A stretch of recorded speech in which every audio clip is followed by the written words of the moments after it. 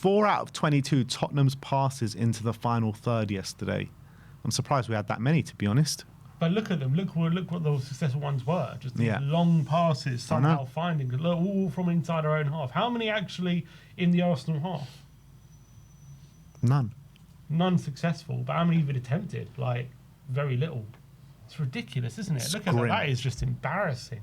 It's beyond embarrassing. Honestly, I generally think most League Two sides could do better than that. Yeah, I agree. It's mad, isn't it? George says, both times 5 at the back, but both were completely a different story. What's happened since then? On the left, PSG were extremely aggressive on the press for 80 minutes and dominated the best team in Europe at the time. Look at Danso's average position. On the right, Arsenal's a limp attempt at being defensively solid and is in fact probably higher up the pitch than it should be because Arsenal allowed us to have more of the ball after they went 3-0 up. You can see here the difference. So this was our average position against PSG. Look how high up we are. Mm-hmm. Look, Danso's average position is in the PSG half. Same with Paulinho. So much more intent there to go after them. And then you look at the Arsenal one. It's just so meek, defensive. So, as you say, it should have been deeper, really. Udogie and Spence not getting over the halfway line. Kudus as well. Couldn't really get near to Richarlison. It's just shocking. Yeah. Not acceptable. That's the reality. It's not.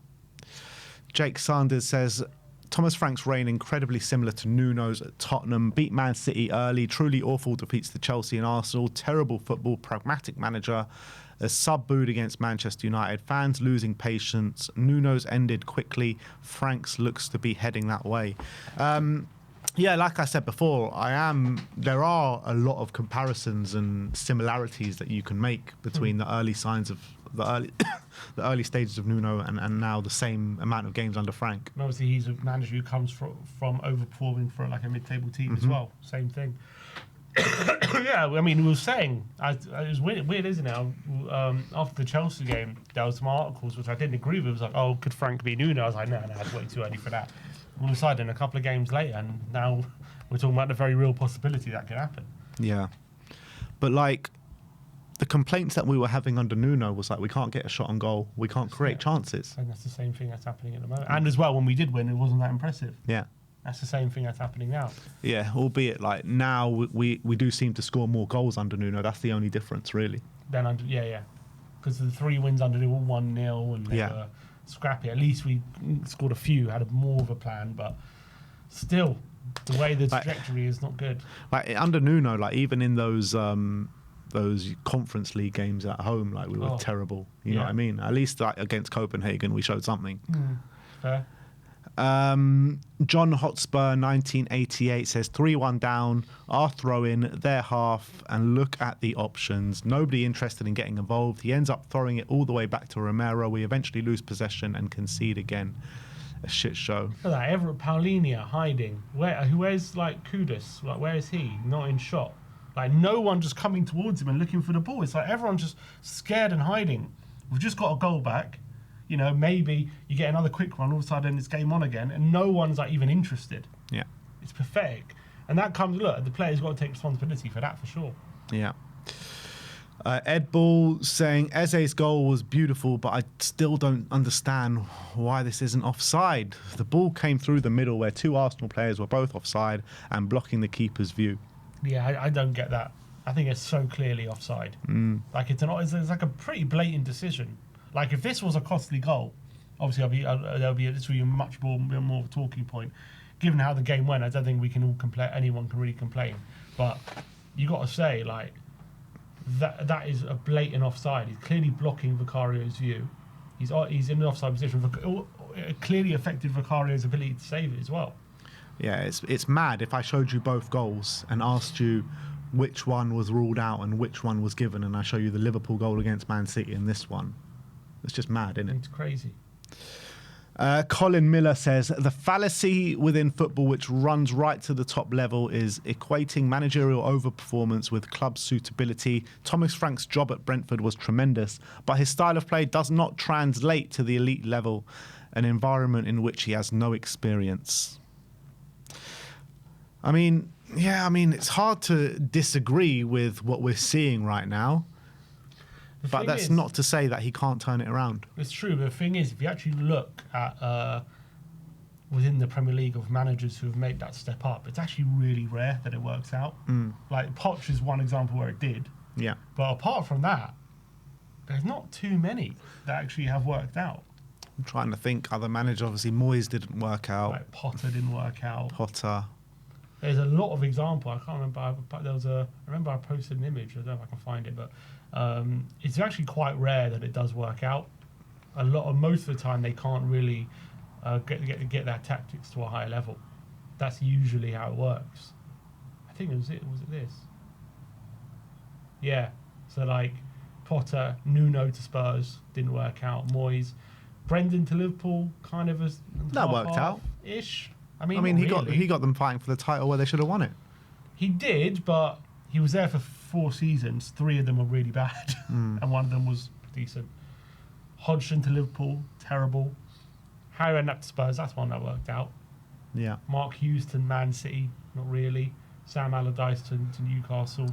But actually, like, it's worked at Spurs more than most because we've had Pochettino and Redknapp. Yeah, that's fair. But if you look at like overall, it actually doesn't work out that often. Yeah. Mr. Black says Thomas Frank has broken Tottenham's record of the lowest XG ever twice this season in games against Chelsea and Arsenal. I'm not going to read the last comment. So this is a rank. So this is like our worst ever. That's mad. So this is since 2015.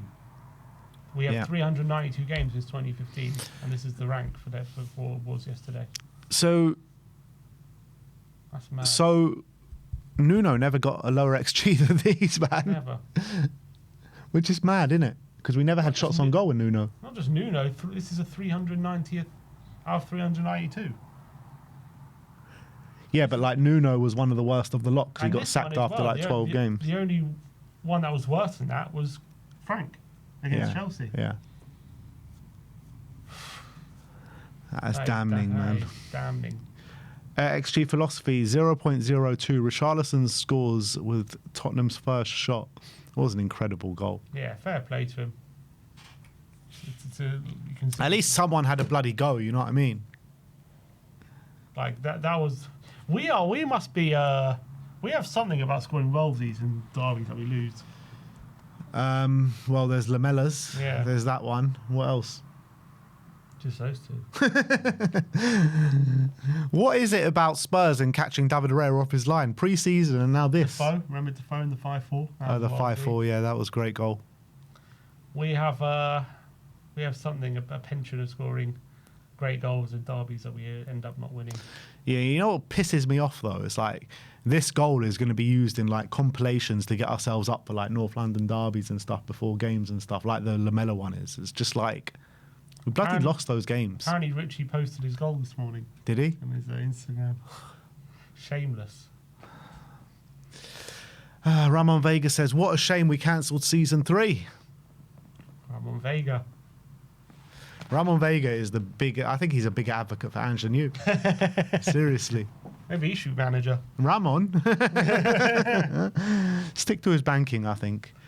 Johnny Blaine says, our catalogue of amazing goals in not winning NLDs is amazing. Saying, Hotspur Callum says, nah, this is mental. Dissing the most successful Spurs manager of the last 40 years and your predecessor in attempt to get fans back whilst you give our worst performance is so bad. And yeah, I was saying that in the match review. It's like, I don't like that last comment. It was all right up until he made that comment. It still worked, like trying to...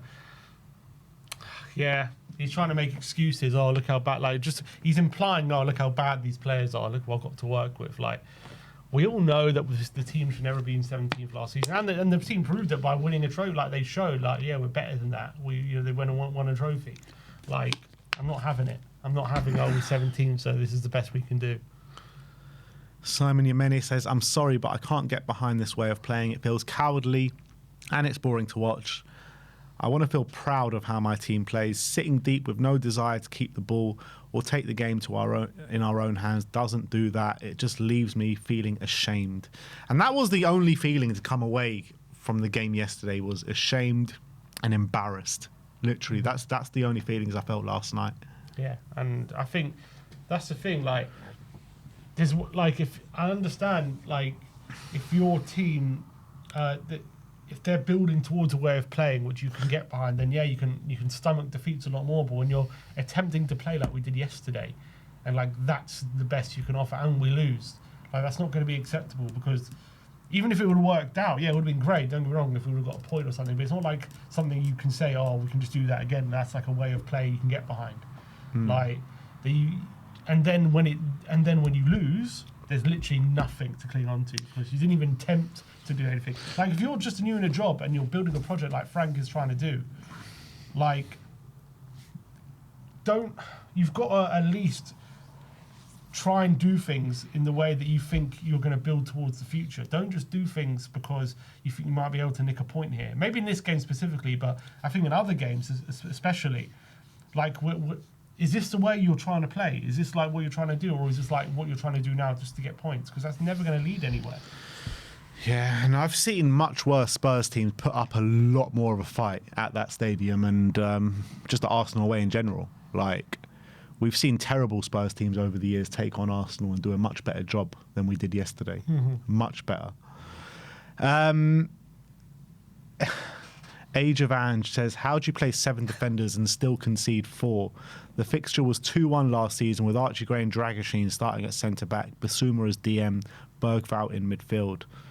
And yeah, I mean, last season wasn't great at the Emirates, but it was a lot better than it was yesterday. Yeah, that's for sure. Well, at least I think we scored. Yeah, we went 1-0 up. Scored yesterday, I guess. But yeah, 1-0 up. We only conceded from like an own goal. But I guess you could also say Arsenal probably not in as good a position as they are now. I think that has to come into it a bit. As much as we don't want to praise Arsenal, you have to say they're such a good team. They are such a good team. I completely agree with that, but that doesn't account for the lack of fight on the pitch. Like, I've seen Spurs give better fights on the pitch against Arsenal's like undefeated team when we were like, you know, I know we're we're not doing great in the league and we haven't done for a while, but the team that we had then, I think the squad that we have now is better. Yeah, well, that was one of the worst squads we ever had. You know what I mean? We were generally in a relegation battle back then. Yeah, so those teams gave bigger fights than we're seeing now. Adam Crufton says, some very sweeping statements being made about Thomas Frank, a little unfair, a mess of a team left by Ange, a poor window, executive turmoil, and key creative players injured, plus everyone else is weird, inconsistent, and they are still 2 points off Champions League positions. I don't know, man. It's just a shit show altogether. And I think, look, the club has not been in a good place for a long time, but Frank needs to be doing a lot better.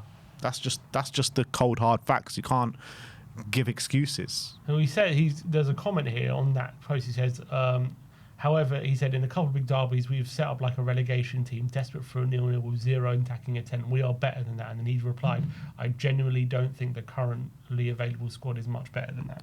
The currently available squad is a lot better than that. However, the reality is as well, under Ange or under Thomas Frank, we've been embarrassing in these big games.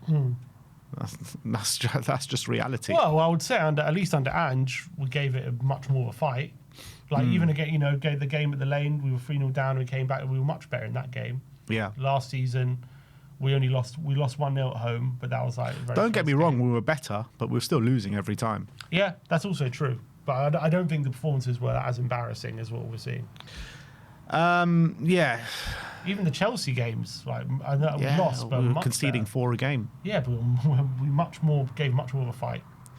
Either way, I don't want either of them. You know what I mean? It needs to be better than both. You want to win. I'm just saying, like, I'll take those Chelsea performances any day than what I saw against. It's true. I would as well. I would take those performances over this as well. But we're clutching at straws here because both of them were not good enough. David Wall saying Arsenal's XG conceded this season. So you see Spurs there on 0.07. They're calling it 007, James Bond XG. So Sunderland, Slavia Prague, Burnley, Brighton, Palace, Atletico Madrid, Fulham, West Ham, Olympiacos, Newcastle, Port Vale, Man City, Bilbao, Forest, Liverpool, Leeds and Manchester United all being able to muster up more XG against Arsenal than we did. That's Angers Forest. That's Angers Forest, yeah. And no one, except for Port Vale, who still got more than us, no one had a less than 0.1. Mm-hmm. We're the only ones who had 0.0. Yeah. Disgusting. Mickey Hazard. Is this the real Mickey Hazard? Is it not? It must be. 525 is his legacy number. It must be. Tactics are everything. The Tottenham way is to play on the front foot. So even the legends get in the hump. That's also another element to it, of course, that, you know, we have this, you know, history of that's what we like to see, that's what we like to hear. There are some fans who are, like, obviously, you might be different, you don't really care how well we play attacking football or not, but there will be fans who do care. That's what we want to play up to our history, to dare is to do. That's true, but the reality is, if we go and win something, if we go and win a league title, I know we're a million miles away from it, but let's say we do, playing that way, do you really think these people are going to care? No, probably not. But it's just another stick to beat the manager with if it goes wrong. Yeah, that's what it is. But winning is everything. Style of play, you know. Obviously, we want to win playing with that style of play. But if we win playing with a different style of play, nobody's going to complain. I get that, but I guess the problem is when you're implementing something early doors, you know it's going to go wrong early on, right? And you're going to have teething problems. It's easier to get by with that when you're trying to do something in a certain way than right now, where it's like, I don't even know what we're trying to build towards. And is it even going to work long term? But right now, it's so hard to watch. It's like, you can't get behind it. Yeah, it's true. Ben Bowman says City and PSG games gave me a false sense of hope of a good balanced game plan where we'd be aggressive, try and disrupt them and actually have a threat going the other way, whilst also being compact defensively. This setup and game plan is absolutely pathetic from Frank, and look, it's hard to disagree. It really is hard. And to be like, I remember us saying that after the PSG and City games, you know what, maybe, you know, against these better teams we perform better, but you know what, it just hasn't been the case since then, has it? Let's be honest. Chelsea's been woeful, Arsenal woeful. Yeah, like when we were having those poor results before this hard run, like, I remember you saying, "Oh, don't worry, we've got these bigger teams. We always perform better in those games." It's been even worse. Absolutely, we're completely wrong about that. And even to a small extent, like good teams like Villa, Bournemouth, shocking. Yeah. But like it's so strange because that Man City and those PSG games, they're like genuinely top performances. Mm-hmm. Genuinely, like, tactically got it absolutely spot on. We were aggressive. We were pressing them into mistakes. I mean, everything that we wanted to see in those games we saw. And it's been a shadow of that ever since. Yeah, it really has. All right, who's next? Adam Nathan. Ange was obviously not right. But what he did show was how quickly you can transform a team who don't want the ball into one who try and control it at all times. Had its faults, but it was the right approach. Frank has shown how quickly you can undo all of that. It's criminal. I think, like, with Ange compared to Frank, it's just like, at this moment of time, what we're seeing is just two completely polar opposites. And in my opinion, I don't think Ange went about things in the right way, and I don't think Frank's going about things in the right way. I think it needs to be somewhere balanced in the middle. But he was supposed to be the balanced one, wasn't he? Yeah, he was. And I don't understand what's happened. But all we can say on what we're seeing, right? And Frank is one of the most pragmatic and defensive managers that we've seen. Like, seriously, like, that's not what we thought he was going to be, but that's what he's shown so far. Ange was obviously completely the other way. We need balance in the middle, and that's what I was saying when we hired Frank. I thought that's what it was going to be. It just hasn't been that at all. But I don't know what's causing that. Is it messaging from him? Is it the players not either buying or understanding what he wants? Like, what is causing such, like, an ability not to get out of our own half in a lot of games? It's beggars belief, mate. Because I don't really believe he's that pragmatic, like he's as pragmatic as he's been. Yeah. But something's causing it. Yeah. I have no idea what it is, but it needs to change very quickly. BALTHFC saying, We're a defensive side that concede 20 shots a game and create 0.09 XG a game, corners being the reason we're not flirting with relegation. There is nothing to cling on to with this Thomas Frank. He needs to go tonight, and all the momentum from Bilbao has been destroyed as predicted. Yeah, I mean, I think that's just a bit over the top, to be honest. Well, the first bit is right. I mean, maybe not flirting relegation. Well, I mean, you say that. I say that. I mean, maybe we would be if it wasn't for the corners. I don't know. We're really not creating anything. Yeah. What's the other bit? I was talking about him needing to go tonight. Yeah. And the only reason no is because I just don't really see a really outstanding candidate to replace him straight away that I'm like, yeah, we need to get him in. Like, if there was one, I'd be open to it, honestly, because I'm not, since the start of the season, I've not been happy with what I'm watching, to be honest. Yeah. Tetrunk says, thinking about it, I really just want the Lewis family to F off, to be honest. Clean slate, roll the dice. They've been in charge for 2 decades already. Need to be a fundamental change in mindset at the club. Cheap platitudes and throwing Levy under the bus shouldn't suffice to win hearts. Look, there is no reason to start throwing these guys under the bus now. Like, none of these guys, the guys that are running the club now, have been involved over these last 25 years. So I know it's the same name and they're under the same name as Enoch, but the Lewis family without Joe Lewis haven't been there for the last 25 years. Charrington hasn't been there for the last 25 years. Vinay hasn't been there for the last 25 years. It's all new at boardroom level. So in my opinion, they need to be given a chance. Have your suspicions and everything, that's fine, because they are under the same name, Enoch, and they're under the same company, and maybe they're going to run things the same way. That's fair enough, and that's a fine kind of argument to have, but we need to give them a chance to show that. Yeah. I was wondering how quickly it was going to be before people start turning their eye back to Enoch again.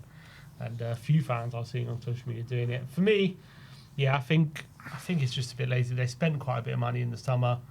Although, but it's not even them. Like, Levy was still there in the summer. Although what I would say is, I don't know. There has to be. I think at the moment there have to be some question marks over the process that was decided to hire Frank. Not necessarily sacking Ange, but because I understood that decision as much. Well, actually, the decision to hire Frank, didn't they say it was a collaborative effort from Vinay, Levy, and Lange? Yeah. They sat down with like 100 names or something stupid and that they said. Had a 10-point or whatever it was criteria. Yeah. I think there has to be if Frank is going to be out the door quickly, which we don't know at this moment, but if he is, there have to be serious question marks over the decision makers in terms of whose decision was it? Not who, but like how did they come to a decision to hire a manager based on the fact he was going to play good football, and then that's what's being served up? Like, how has that happened? And it's happened not for the first time recently. Like, I don't like. How does that? It's not the first time, but it's different people. Well, Levy was the same, but Lange and Vinay weren't there when we hired Nuno. You know what I mean? Like, it's different people, but the same things keep happening. But let's just hope Thomas Frank can turn it around. But at this moment in time, if he is going to get sacked early, then yeah, big question marks do have to. And if Fabio is involved in the hiring of a new coach, do you trust his judgment when it comes to managers? I don't know. Yeah, I mean, I don't even know if Fabio was involved in hiring Frank. I know, but still, he was very involved in hiring Nuno, and his whole list was horrible. I don't know. I've got doubts about whether he knows a good fit for this club or not. Yeah. So you want the man who hired Ange? Wasn't that Lange? Oh, no, Lange came in just after, wasn't he? It was. I think it was. I can't remember who it was. Anyway, John McKenzie saying, I think the most worrying thing for Spurs fans from the North London derby should be that the fans that Spurs set up to the football that Spurs set up to play in the first half was distinctly outdated. I don't think there are any elite coaches who think that approach would work, especially not against this Arsenal side. And yeah, 100%. We were just like literally just waiting to die. That's all it was. The thing is, Frank's supposed to be ahead of the game tactically. He's supposed to be like a modern manager who who's like who gets ahead of the game in a lot of these things. And to have such an outdated approach is just so surprising. But I've never seen a Frank team play like that. Like, even like when they've gone away to the Emirates and gone away to these big clubs, I've seen them play like really good stuff on the transition, attacking with purpose and attacking with speed. And being able to put bloody 2 passes together. Like, I've never seen that from a Frank team. You know, I was saying yesterday, like, you know, I was watching some of the tactics videos from Frank. He needs to stop with all these tactics videos. Maybe he's giving away all his secrets. Seriously, like, he put about 2 or 3 tactics videos before the North London derby. He did one earlier on this season. He's got the ones from Brentford as well. It's just like, stop with these bloody tactics videos and just work on the training pitch. And oh, mate. I mean, I like them. I like watching them. But I think there's the one thing that really stood out to me was like, he was like, when you get the ball, like, when we're building up, he likes to have multivariate approaches. So he likes to have an option to go in behind. He likes to have an option to come short. Like, he likes to have his players. But I was thinking, like, how many times do we ever find anyone in behind? Never. Like, not even just for a goal, just like for a shot. Never. I can't remember this whole season. I think we've still, by the way, that stat came out a few games ago, and that's still true. We've only had 4 through balls this whole season, and that's still true now. But like, why are we not able to find anyone in behind? We have some, you know, got Porro there. We've got some players who can pass. Like, why are we not able to find anyone in behind? Are we saying our guys can't pass anywhere near as good as the guys at Brentford can? Yeah, it's madness, isn't it? It's absolute madness, and it's 100% true. We never find anyone in behind. I don't know what to say anymore, man. This is too painful. It's too painful after what I had to endure yesterday, man. The only positive from yesterday was a full-time whistle, I swear, and I didn't even hear it. So let's end this poll then, and let's see what it's at. So Frank in or out? The poll gives 59% in, 41% out, 800 votes. Okay, so people still want to give him time. Yeah. It's fair enough. Look, there's no real alternative at the moment, so I think. Well, who came second in the 100 manager 10-point search? Yeah, good have to ask Vinay.